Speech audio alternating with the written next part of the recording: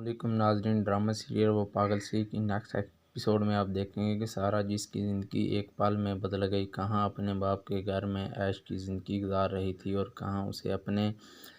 کہاں سے اب مجبوراً ذہین کے گھر میں رہنا پڑتا ہے۔ صبح ہوئی تو ذہین تیار ہو کر واپس اپنے کمرے میں آتا ہے تو سارا کو جاگتے ہوئے پاتا ہے۔ سارا کھلی آنکھوں سے اپنی یہ تلخ حقیقت دیکھ رہی تھی، جس کی وجہ سے اس کا موڈ بھی خراب تھا، اور ذہین کو بھی دیکھتی ہے اور گھورتی بھی ہے، اور ذہین اسے بلاتا ہے کہ امی نے تمہارے لیے ناشتہ تیار کر لیا ہے، تم باہر آؤ ناشتہ کر لو۔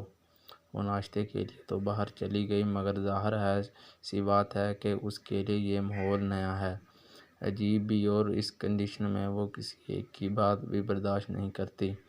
غصے میں آ کر بغیر ناشتہ کیے اندر چلی جاتی ہے اور ذہین کی والدہ اسے بلاتی رہ جاتی ہے۔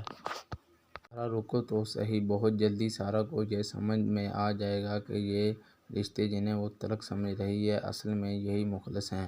ذہین اور اس کی والدہ کو اس سے کوئی بیر نہیں، بلکہ انہوں نے تو خوشی خوشی ویلکم کیا۔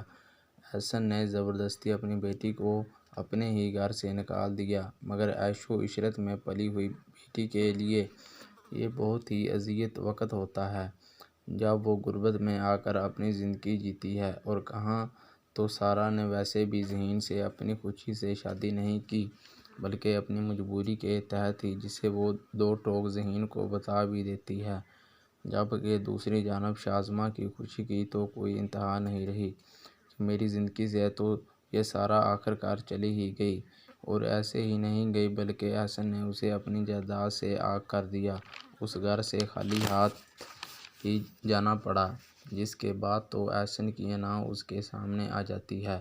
وہ اپنی بیٹی کو معاف کرنے کے لیے تیار ہی نہیں تھا، حالانکہ شازمہ اسے اپنے فائدے کے لیے سمجھانے کی کوشش کرتی ہے کہ وہ ذہین کے ساتھ ہی اپنی زندگی بسر کرے گی۔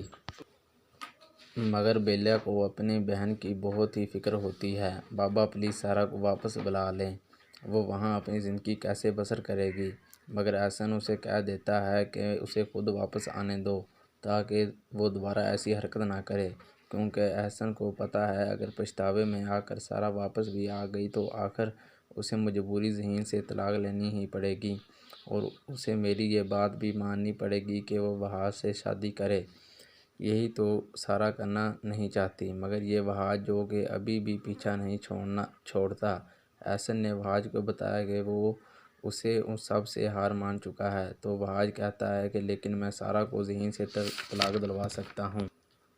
اگر آپ حکم کریں تو۔ یہ سن کر احسن چونک جاتا ہے، اور شازمہ کو تو غصہ آنے لگا کہ یہ ابھی بھی پیچھا نہیں چھوڑ رہا اس کا، اور اب ایسا ہی ہوتا۔ وحاج جو کہ سارا کا پیچھا نہیں چھوڑتا، سارا تو اب ویسے بھی اندر سے بہت ٹوٹ چکی ہے، رشتوں پر سے اس کا بھروسہ ٹوٹ گیا ہے، مگر اوپر سے اپنی انا رکھتی ہے کہ میں حیثیت میں آج بھی ان سے اونچی ہوں، حالانکہ اس کے باپ نے اسے اپنے گھر سے نکال دیا، مگر اپنے ہی ذات کے لیے سارا نے خود ہی ایک بھرم بنایا ہے کہ میرے والد مجھے یہاں سے لے جائیں گے، میں واپس چلی جاؤں گی، اور ذہین کے ساتھ میں زندگی جیوں گی بھی نہیں۔ مگر یہ سب اتنا آسان بھی نہیں، ذہین چونکہ اس کی حفاظت کرتا نہیں تھکے گا، اور سارا صرف اسے اپنا معمولی وہی ڈرائیور ہی سمجھے گی۔ کبھی ایک دن موقع دیکھ کر وحاج سارا کو اپنے ہاتھ میں کرنے کی کوشش کرے گا۔ سارا اسے وارننگ کرتی ہے، دھمکی دیتی ہے، مگر وحاج جیسے اب کسی کا ڈر تو ہے نہیں، اس کے والد کا سایہ بھی اس سے چھن گیا۔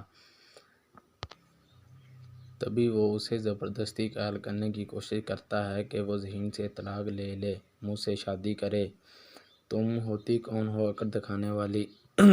تبھی وحاج اس کے بال بھی کھینچتا ہے، مگر سارا اپنی بات پر ڈٹی رہتی ہے۔ تبھی اس پر یہ حقیقت بھی کھل گئی کہ وحاج ایک انسان نہیں بلکہ ایک درندہ ہے۔